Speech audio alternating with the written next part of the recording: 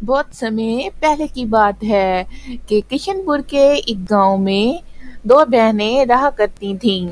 دونوں بہنوں کی آپس میں بالکل بھی نہیں بنتی تھی۔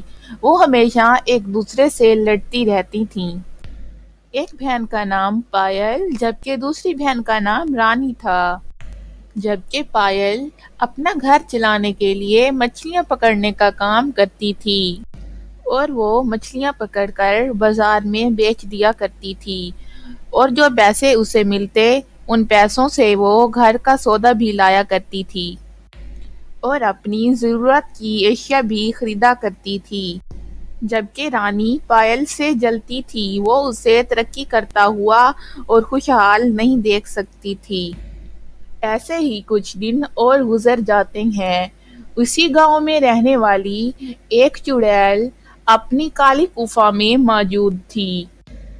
اسی جادوگرنی نے دو پریوں کو دو جادوئی مسخروں میں قید کر رکھا تھا اور انہی جادوئی مسخروں کو ایک پوٹلی میں قید کر رکھا تھا۔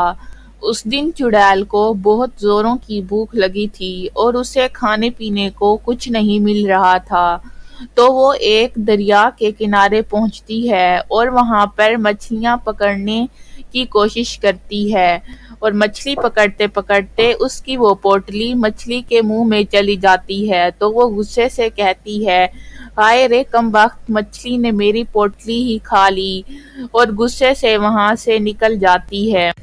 پھر اسی دن پائل مچھلیاں پکڑنے اسی دریا کے کنارے جاتی ہے تو وہ وہی مچھلی پکڑتی ہے جو جادوگرنی کی پوٹلی کھا گئی تھی۔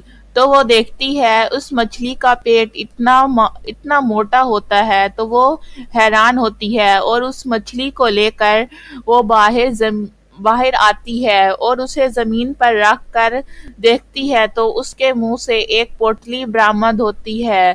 جب وہ پوٹلی کھولتی ہے تو اس میں سے دو جادوئی مسخرے نکلتے ہیں اور دیکھتے ہی دیکھتے وہ جادوئی مسخرے بڑے ہو جاتے ہیں۔ وہ جادوئی مسخرے کھولتی ہے تو اس میں سے دو پریاں پرکٹ ہوتی ہیں اور بتائیے مالکن، ہم آپ کے لیے کیا کر سکتے ہیں؟ آج سے آپ ہماری مالکن ہیں اور ہم آپ کے ساتھ رہیں گے۔ آپ کو جب جب ہماری ضرورت ہوگی ہم آپ کی مدد کریں گے۔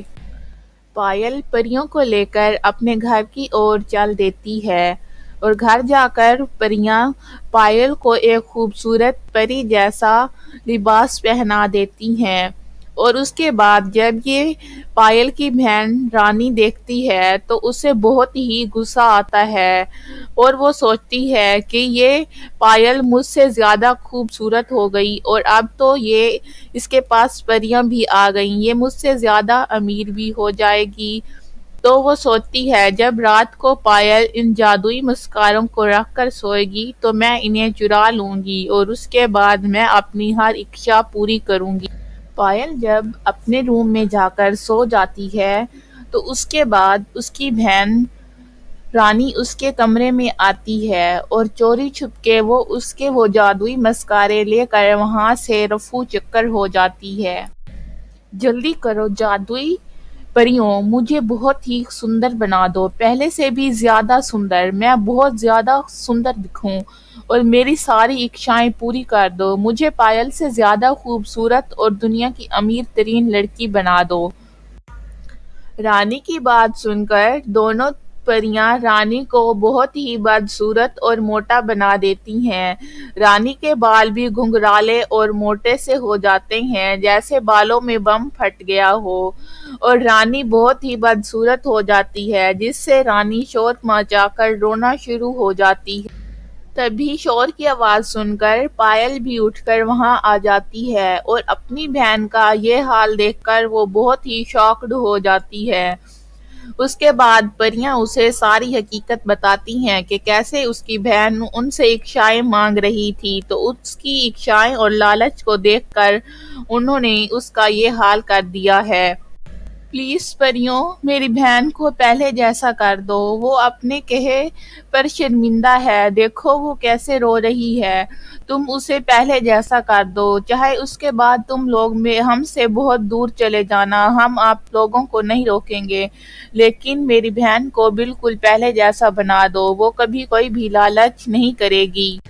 اس کے بعد پریاں اسے بالکل پہلے جیسا کر کے وہاں سے غائب ہو جاتی ہیں اور وہ بہنیں دونوں ہنسی خوشی رہنے لگتی ہیں، جس سے ان کے پریوار میں بھی خوشیاں آ جاتی ہیں۔